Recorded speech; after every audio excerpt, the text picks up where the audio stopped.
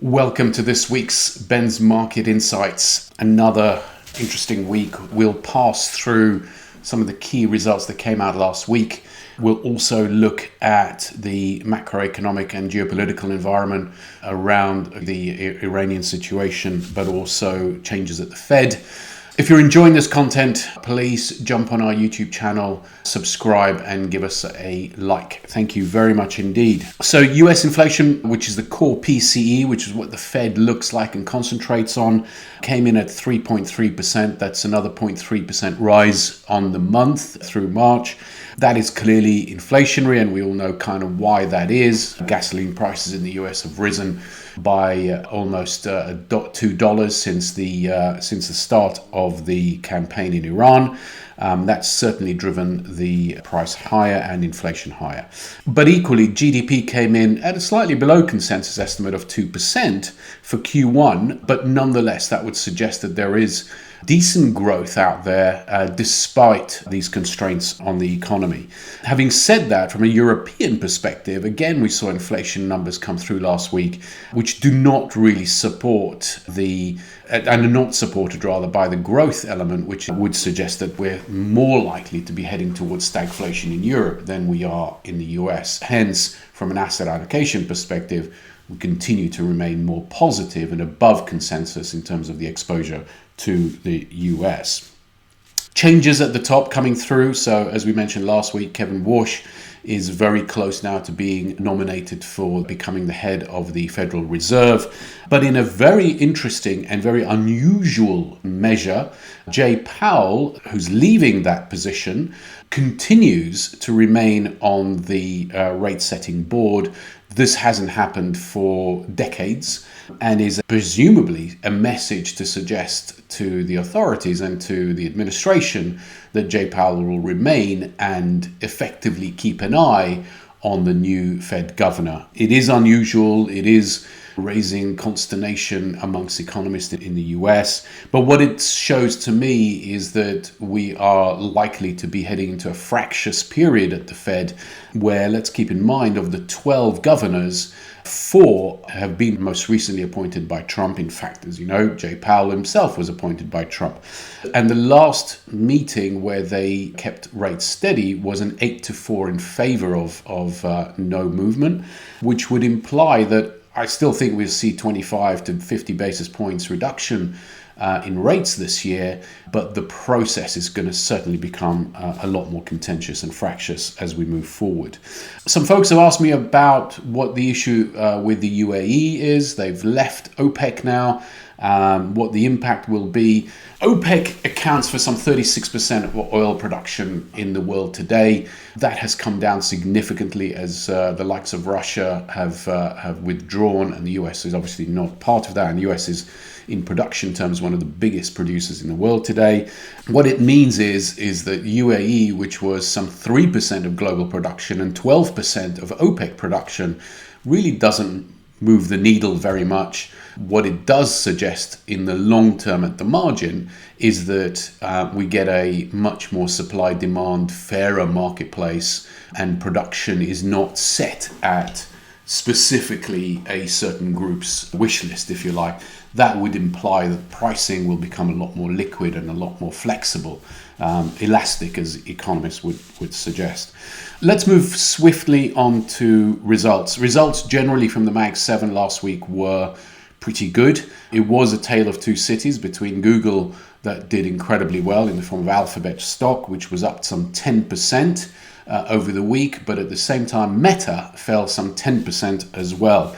We're going to be a little bit controversial and contrarian. We're going to say Meta is probably the one stock that we should look at very seriously at this juncture.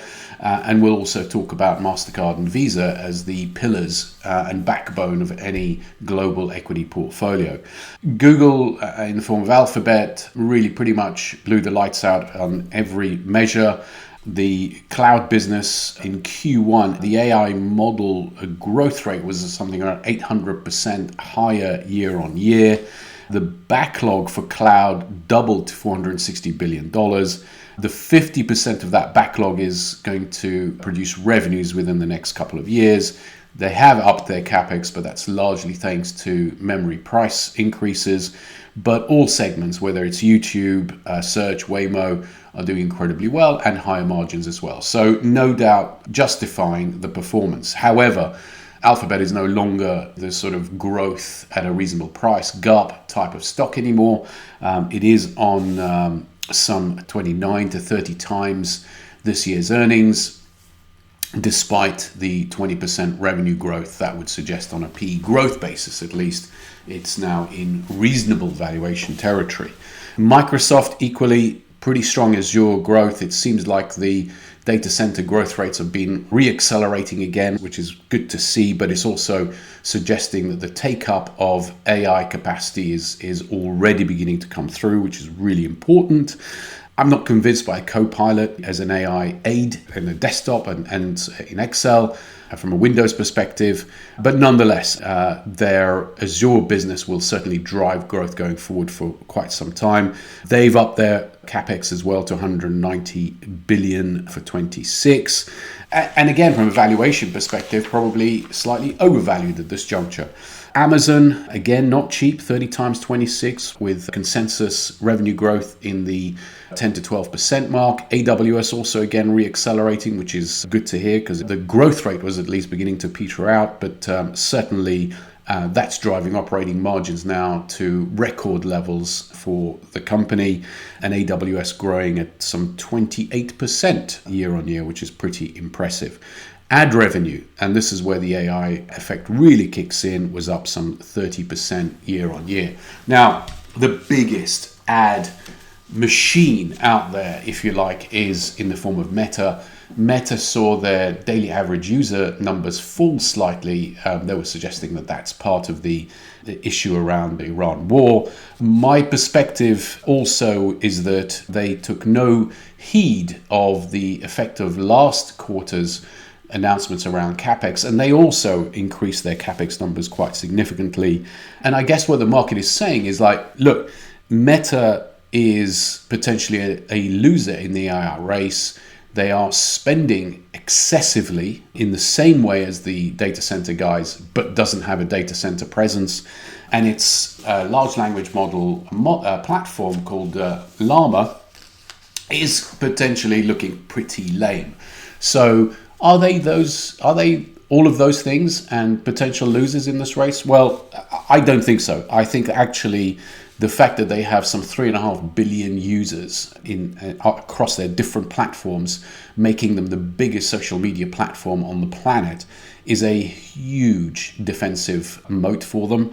I think the monetization opportunity is still a relatively low level, certainly in international markets, even against the US, which may be stabilizing right now. But it's all about advertising revenue. And of course, AI makes the advertising process a significantly more optimized exercise and less of a sort of slapdash effect at trying to find the right cohort. If you've ever used the Meta Ads platform, you can see that they're constantly varying the process by which you're targeting the right cohort for your product or your message, and that is becoming better and better through AI.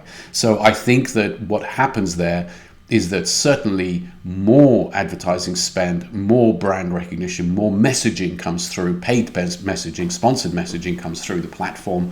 And I think that that continues to grow significantly. In fact, so much so that consensus estimates were looking at 25 to 30% revenue growth last year into this year, and a further 25 to 30% growth into this year, into next year.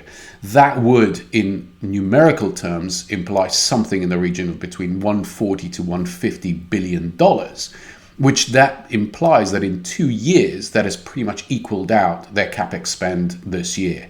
So I think the capex spend is justified. I think it's coming through loud and clear and very transparently in the form of increase and incremental revenue coming from ad spend. And I think that puts Meta in a very strong position. When you start looking at valuations, then we are in relative value territory or GARP territory, because these guys are trading on a roughly 20 times 26 PE multiple with that revenue growth I mentioned. Not yet matched by earnings growth because of the CapEx spend, but that starts to kick in as the CapEx starts to slow down. And I think in a sense, Meta is probably the most transparent beneficiary of the AI boom right now. And I would look at that as a business with a much shorter payback period than potentially the other Mag 7. So that is a contrarian view. That is not how the market is thinking, but it's worth pointing out. And finally, I would say that in the case of Visa and MasterCard, this is a global duopoly in the payment processing marketplace, not really mentioned or discussed very often, but these are businesses with EBITDA margins in excess of 60%. In the case of Visa, almost 75%. These guys are growing their revenues at some 12 to 15%, very little in terms of issues around their growth opportunity. We've had buy now, pay later, BNPL, threaten but not really touch the sides in terms of their ability to compete with these two names. And I would say that these are stocks that have never been particularly cheap, but that's just simply because of their very high margins, but are very cash flow positive.